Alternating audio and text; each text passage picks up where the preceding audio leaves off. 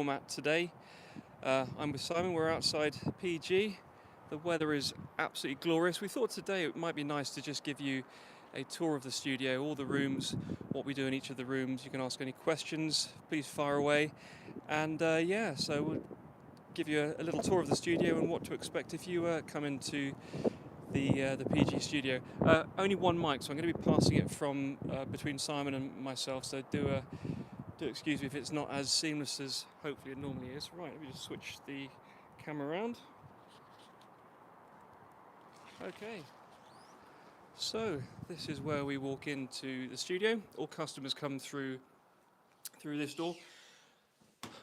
The original setup at PG was just Unit 4, so this entrance here, but what we've done is if we go through, Simon, this will eventually become our locker room where people can take a seat on some benches, stow any valuables and belongings. Here we have some lovely club heads given to us by Monty. This was from which Ryder Cup, Simon? The Belfry in 2002. These are the clubs used in his match against Scott Hoke. Okay, and you can see they pretty large heads. So he always favoured a large club head with a lot of offset. Okay, moving through to original Unit 4. Say hello, David.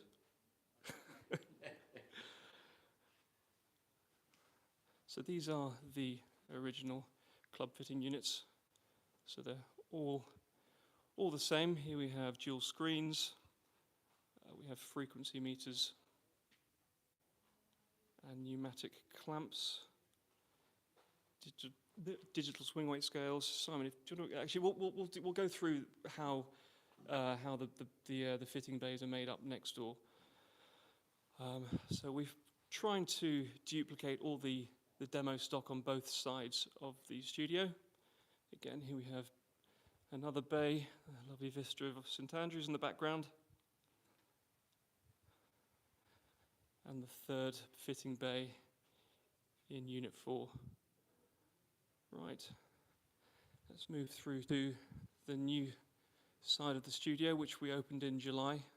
Again, Monty very kindly opened it with us. So this is the new Unit 5. Simon, do you want to lead? Yeah, so the main nuts and bolts of the fitting bays are all the same as you've just seen in next door. The displays, the screens, the clamps, the TrackMan units that we use for the fittings, that's all the same. But what we decided to change, having put in some of the bays upstairs, the teaching bays you'll see later on, was to make it more of a sim bay setup. So some of the feedback we got from people having lessons and we did some wood fits upstairs, was that to see it on the screen, to see the displays in more of that, say, simulator style, was something people really enjoyed. So the natural thing to do when we opened up this side of the studio was to build these in as well. So this side's just very slightly higher. So actually, we will at some point duplicate these in next door. We won't need the extra kind of bit at the top there, and the scale of these bays will still fit into next door. So the sizing, if anything, will be very slightly wider next door actually, but in Unit 4. But the general layout and depth will be the same. But what we were able to do in here, because this unit's about 40% wider, which sadly won't be possible next door, but it's create this bit of depth here behind the hitting point. So in Unit 4, the shafts on the wall's about here relative to the strike point.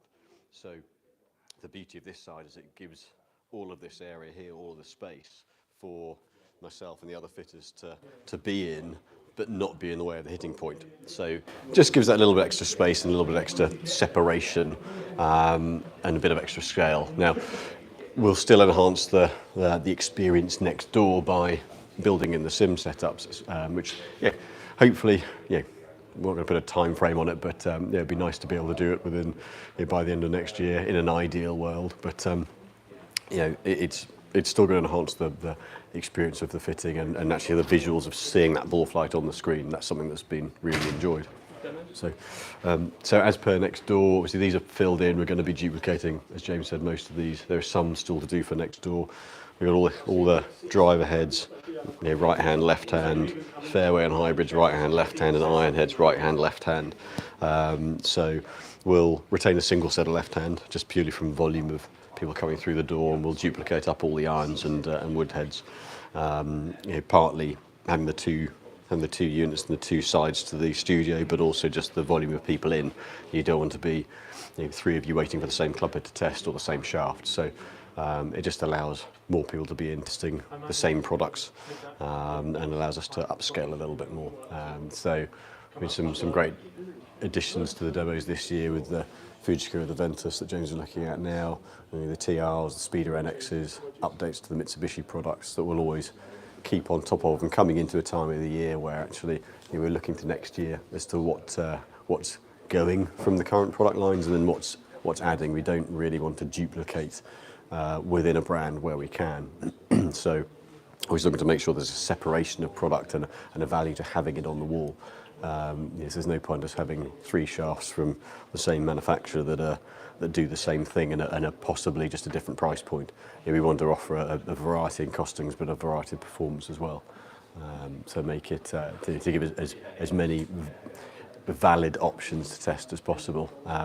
The fitters, myself included, we always want to have as much as possible, but ultimately it's just not practical to have everything on the market. So we've got to take a judgment call as to quality and consistency of that product, but also giving that variety of weights, bend profiles, flexes, as much as we can within reason, to give the best range of options. So similarly with the iron shafts here, we've got a variety of lengths. In the longer lengths, we've got some bigger grips on. That's one of the main challenges from a fitting studio point of view, is to be able to switch grips around quickly and easily and use them quickly. We're acutely aware that not everyone has the same size hand, so that's something that we're always looking for a really good solution to it. Ultimately, obviously, in the inch longer than the standard on the irons, it makes sense to have the bigger grip on, which is what we've done for the selection shafts at that length. But looking to a solution to be able to quickly and easily switch grips around different sizes within the fitting itself. And then now looking at the wedge heads. What we found over the years is it's better to have a wide variety of heads in something like the Vokeys, where you've got loft, bounce options there, and there's a myriad options from them. And so have 2 or 3 brands where we cover a lot of the loft options, but then within the others that we may do a little bit less of, have examples of bounce options, so we can do the distances based on the lofts with, for example, Vokey, TaylorMade, Callaway we've got, and then look at the grinds from the relevant heads in the other brands. So again, rather than having every loft of every brand there, that's just impractical to do it. But we can get to the correct solution by having examples of key grinds on certain wedge heads, but the lofts covered by a couple of options there. So this here is measures the loft and lie and face angles on woods and hybrids. So I'll turn this on here. Again, digital scale, so you'd calibrate it to 0 on loft and lie, loft and face angle. So 0 that out there, and then as that moves, it does face angle, but that's really key on loft. So as I move that, you'll see the middle number there going up and down. So that allows us to measure to 1 of a degree the loft of the wood face. And you can put irons in here as well. We generally measure them to square face, because then you're getting relevant loft measurement. So you can get some drawbars heads or closed heads that will turn loft down a little bit when you square them up. So most people open the face through impact. When you square them up, the loft goes up again. So trying to get a kind of a true loft measurement wherever we can. This gives us a definite reference point, but we can loosen this off and measure the face angle as well. So it gives us a variety of things we can measure. Iron loft line machines. And we've added a few loft line machines for the irons in the digital ones again as well. So these bits can be switched over, so we can do left and right hand on the same machine. But again, as you can see here, from the scales, that slides back and forth. The loft the top number there changes, and then as that slides side to side, the lie goes up and down. So, and then by toggling one of the buttons here, we can select left hand or right hand. So then, if I move it to the right, so look here, the lie for left hand goes up. If I toggle it back to right hand, the same move, the lie goes down. So it allows us to be, one, very, very accurate. It will continually calibrate these, make sure they're all in sync with one another, but allows us to be very accurate with to a quarter of a degree of what we're adjusting to. Well, yeah, it allows us to be very accurate and to keep the tolerances very tight. So it's just a case of going through each one and making sure that they're all measuring the same. And there are some older ones, the old Mitchell ones that we've got next door, that we also calibrate and make sure that they're all in sync with one another. So. Onto the fitting bench. So we'll switch the screen. Oh, we're going to pick the wrong one. Yeah. So fitting bench wise, standard fitter's coffee cup, very much required. That's something that most fitters in golf require caffeine. So we've got obviously PC here. This that measures the length of a club. So yeah, we can pop this into here, and then measure off to the top end of the club there. One of the things that is different brand to brand, some measure length very slightly differently to one another. So the way Ping will measure a hybrid is slightly different to the way that TaylorMade will measure a hybrid. So it can be a little bit interesting when you request the length from a brand based on what you're playing in another company's product, and it can come through a different length than you're expecting. So this allows us to normalise around a very, very standardised industry measuring device. But equally speaking, it gives us that reference point during the build. We've got, as James said earlier, the hydraulic clamp. That clamps the grip end of the club and then can oscillate it and measure frequency. We've got the digital swing weight scale here. So again, these are calibrated every morning so that they're all, because even with the digital scales, there are a little bit of fluctuations. It can be changes in pressure, it can be changes in sort of the electrics in the air. You do get slight variations with them. So every morning they're calibrated in with a control club that we know based on products that have come through, test clubs that have come through from the brands that we work with, that's in sync with how they measure swing weight as well. So we calibrate each of the machines in the morning, make sure they're all spot on, and then into the fitting bay we've got the TrackMan units here, TrackMan 4s. Each bay's got one of those. Track surfaces and the two mats. Yeah, so what we've done in this bay, one of the key things when you get these cushioned bays is obviously in a net, literally the ball hits the net and stops. With these, they rebound. So they're great from a visual and from a safety point of view, but one thing we had to be conscious of, and we knew with the bays upstairs, was that if you hit a wedge from too far forward, it hits the top and can bounce back at you. So what we did in creating these bays was have the main hitting surface at a distance where, from a driver point of view, at high speed, you're still going to get spin measurement from the amount of the depth of ball flight that we've got. But if you hit, some players have 9-iron pitch wedge off this mat. Some players are fine, but slightly higher ball flight players, pitch wedge hit off here is going to hit above the front net and then rebound. So anything from a wedge side of things, we move up, we put a smaller mat in at the front, and we hit off here. There's still, because of the amount of spin on the ball, there's still plenty of data for the TrackMan to get relevant launches, spins, and distances. But it means that the ball's not going to rebound back at you. So again, one of the sort of safety things we had to build into it. And then also we had to be conscious of how far to build over the bays due to a sky with the driver. So in the bays next door, it's a net that comes over the top. But even that, there was one particular shot that missed the front end of the net, so we had to measure where the nearest strike point was and then bring it over another 50 centimetres. So I'm not going to say it's physically impossible to miss the top of the bay. I'm sure it's physically doable, but it would take quite some golf shot to do it. So.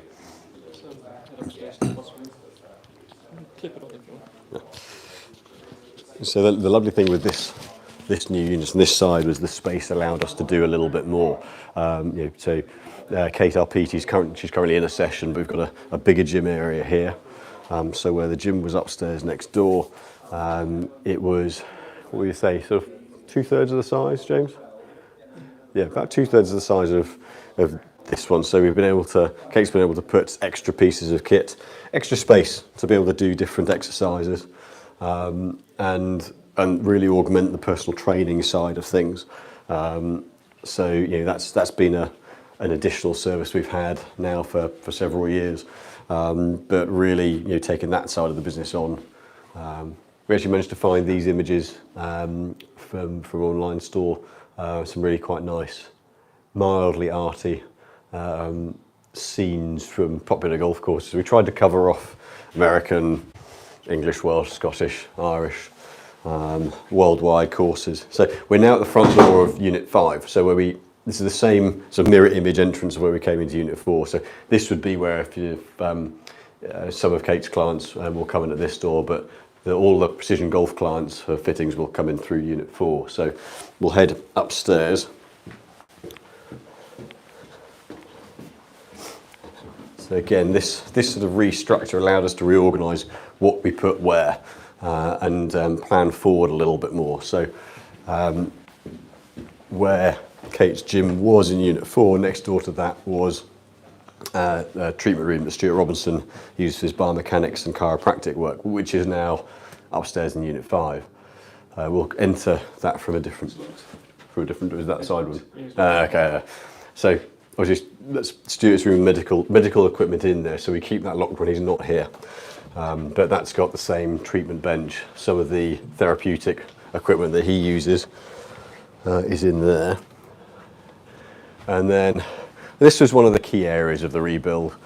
We did putting. We had I'd say small surface, a surface a little bit bigger than the one you can see on the right hand side of the room there. And it was when we added it, it was really a case of we did it quite efficiently, but it was to really see how popular was putting. Was it something that moving forwards was going to be a growing part of the business and the industry really, and we were really pleasantly surprised at how busy we were once we put that service in. So having a room of this size now allows us to do so much more with it, so very much more actually, in terms of this is probably the bit of the business that's developed the most with the changes because of the amount of tech we're able to put in. Having the space to be able to put in putt that can go up to 25 odd feet. This particular surface is one that we got in from the States. It runs very quick. To get decent ball roll data, you've got to run quick, otherwise the length of the pile, the ball sits down and into it and then the ball bounces. So this runs at 15, 16 on the stimp, which is very fast. The surface we used before was over 20, so it's slow compared to that, but quick compared to what a lot of players putt with. But it allows us, using the Quintex system, to get really good ball roll data. And for quality of strike and quality of effectively launch and top spins and predictability on what the putt's going to do, to have a surface of this quality really has let us dial into the putting element a lot more. And then using the Quintex system, Mike Clark's our lead putter fitter. He's also got his own SAM unit that he brings in for some of the sessions as well. But having this kind of data and information on putting, where you can actually look at the Capto system we used before was good for some of the club dynamics. Can you see a ball roll on this? I would have to go back into a different setting. I'll see if I can load something up. I'll load a summary from last time. To be able to go into the ball roll side, and actually things like, let's see if we find one from yesterday, to be able to measure things like the club face angle at address just before the putter takes away, and then at impact, you can really dial into what someone's actually doing with their stroke. So this putt, for example, you can see through those little stickers that you put on the toe and the heel, toe and the hosel of the putter, and that gives the Quintex machine reference points. So you can see rotation rates, because you have to measure the distance between them as well. You can see rotation rates, you can see lie change, you can see shaft deflection forward and backward. We can, if we're going to look on this one, as the putter comes in, you can see the amount of when it starts to bounce, roll. So the amount of things you can actually measure There are so many things you can actually see, so you can play it through on the video itself.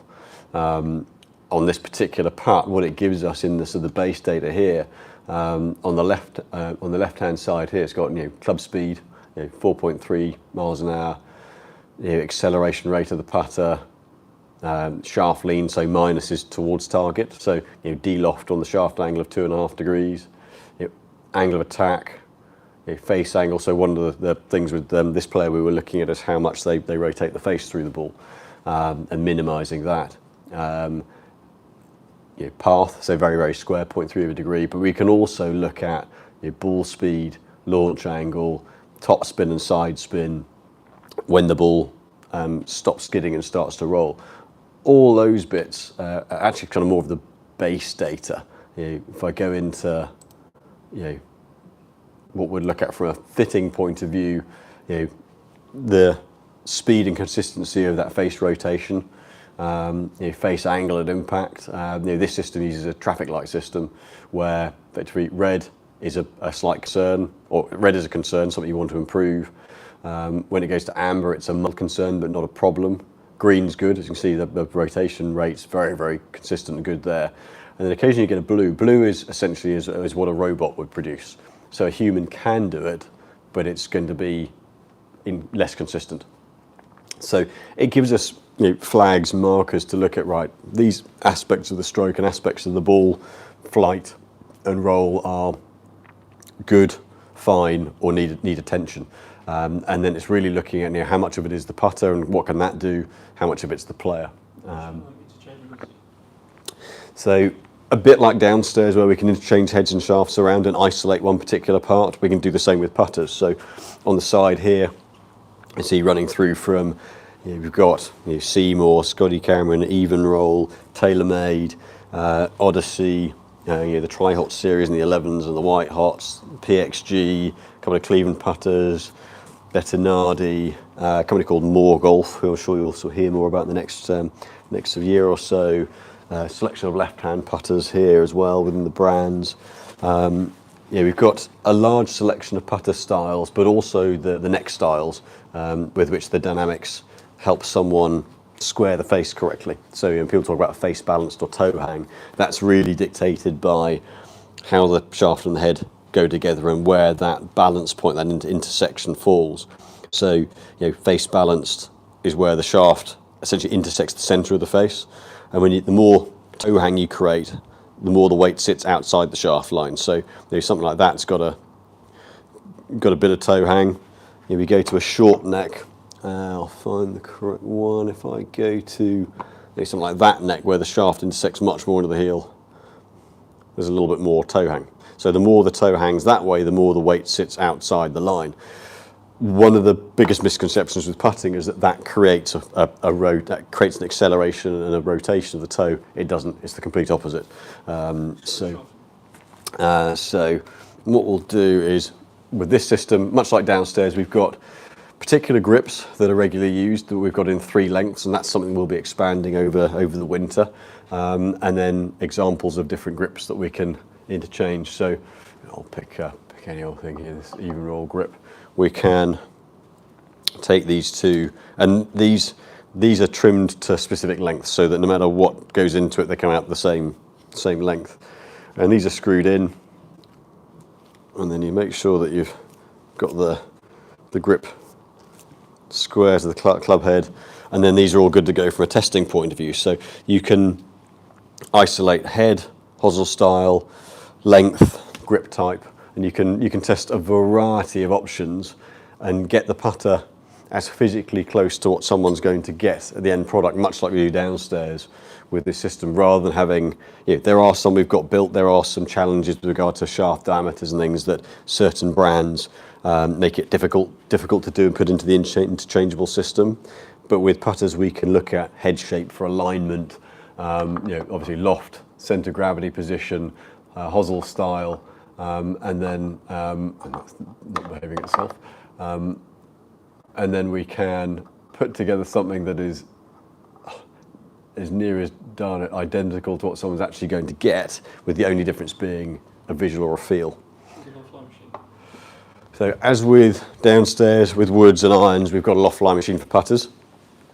So this one here, so same base system as we have with the wood one downstairs. So again, you zero it out as it logs in, set the reference point, and then with this one, it works both right and left-handed without having to change anything over. So with this, obviously loft back and forth that way, and then lie. So once you go beyond the 90-degree line, it switches between right hand and left hand. So you would, or one would, clamp the putter in here, tighten it up. So depending on the head shape, you use the back clamp, or there's a flat back to clamp against the back there. And then we can on this one, there's a little channel in the back here. Clamp that in, level that off, so we can see that putter is 70.1 on lie, 3.8 on loft. So again, down to 0.1 of a degree on the tolerance is on how it measures. So when we're measuring what someone's using, which gives us the base data to see how well their current putter's performing, or measuring what works best and then making sure what we build matches to it. Again, we've got a 1/10 of a degree tolerance on that. So we're going to just go through back into Unit 4, but through the top floor.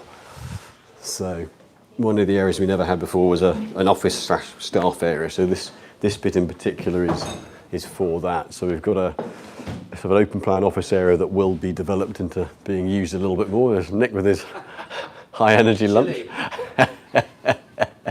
Sorry, that wasn't meant to happen on camera. I've just spoken about that. Put a jumper on. Yeah. Meeting room here. So we've got a good space for either in-house staff meetings or Zoom meetings off-site, or anyone coming to see us from the companies we work with, somewhere where we can sit in private, which was becoming a challenge in the old studio. Sharon, who does all our bookkeeping and accounts, and Ian helps with strategy. Staff room here, so we won't disturb them in there, sitting looking far too relaxed, enjoying themselves. So there's facility to, for example, if there was a cricket match or a golf on or whatever, we've got the TV in there, some table football, dartboard, the usual pursuits that golfers like, comfortable sofas. And then this is back into Unit 4.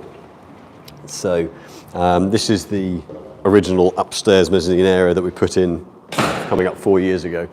So this is where our lessons are carried out. So Stuart Cartwright and Lewis Sparrow use both bays.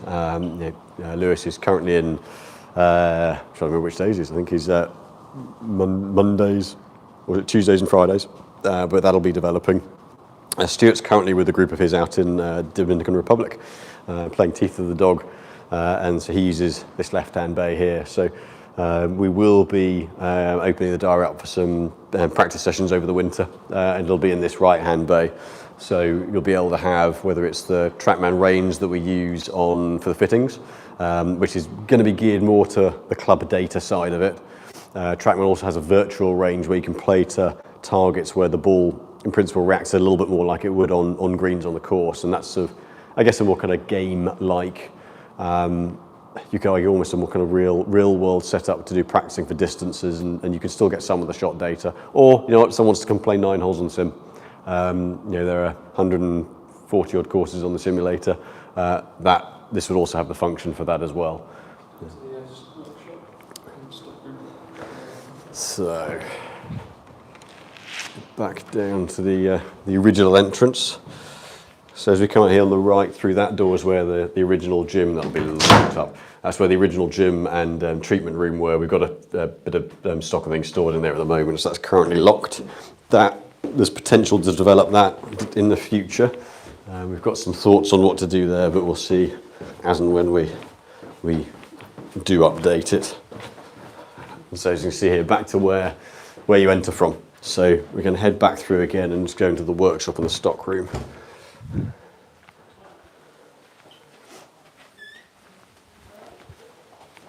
So So the picture on the wall here, this is where James and I host a trip every other year. So we're just about to advertise it for next November. Wonderful place in Mauritius, Paradis. As you can see, a lot of water. So, I'll focus on, look wistfully at clear blue water. So this is a stockroom and I guess your goods in and out. So all the deliveries come into here and onto the table to get opened up and then allocated to all the various orders. So check the components as they come in, make sure everything's what it should be. And then things like grips here are allocated into boxes. So every client's order will get allocated from a shaft bin and a grip/head box. So grip boxes here, shafts here. We're just in the process of expanding this out. So the addition here, we've kind of reorganised a bit. The grip bins were underneath the bench that I believe James is just looking at now.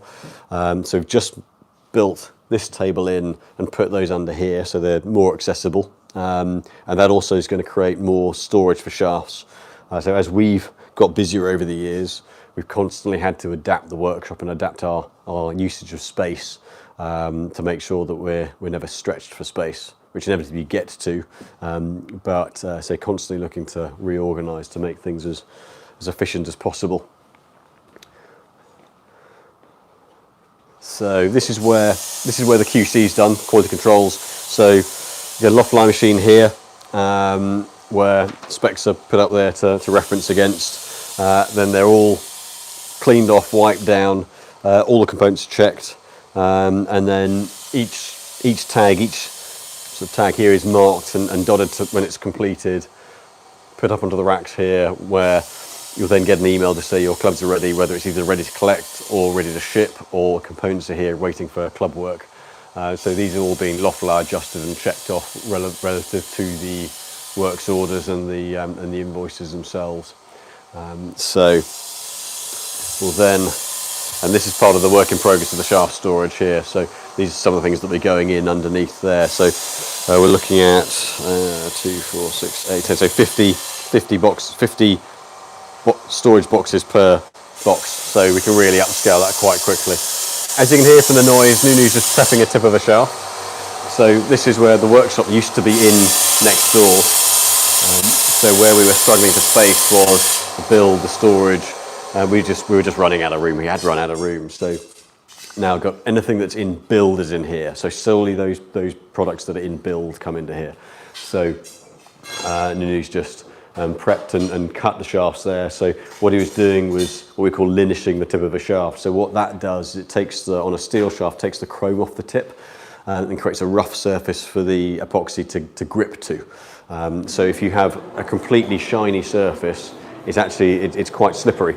So it doesn't give the depth and the pits in the surface for the glue to bond to. So that's why in steel you'd always take off the top layer of chrome and rough it down. And on graphite you do the same thing on the tips. I'll grab one here. You do the same thing on the tips there. Again, rather than having a shiny slippery layer of paint, you've then got a rough bit of composite to grip to. So it secures a better bond. And so Nunu's just peering those shafts. They've been dry assembled to make sure the lengths and the swing weights are all achievable. Then they're pured, then they're assembled, so they'll then be glued together. So this is a very pretty set of TC201s mirrors. Very lucky chap or chapess who's got those.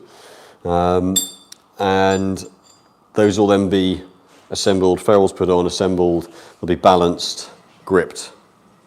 Ferrules will be polished and then they'll be loft lied, pre-sending out the confirmation that they're ready. So, and just to show equal opportunities, a set of left-hand clubs.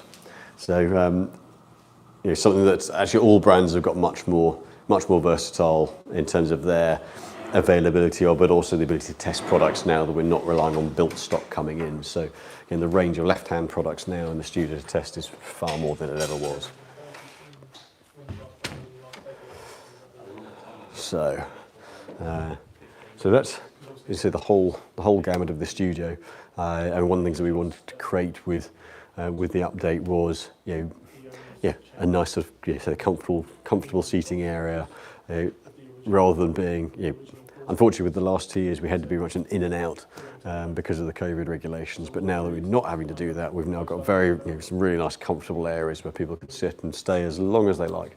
And again, we'll develop that into Unit 4 as well as the time goes forward. So I believe James is going to do a sweep or so of the studio. But I hope you've enjoyed the tour. Any questions come through at all? No? Great. Again, any questions at all that you've got regarding the studio, any of the services we offer, please do let us know. And hopefully we'll see some of you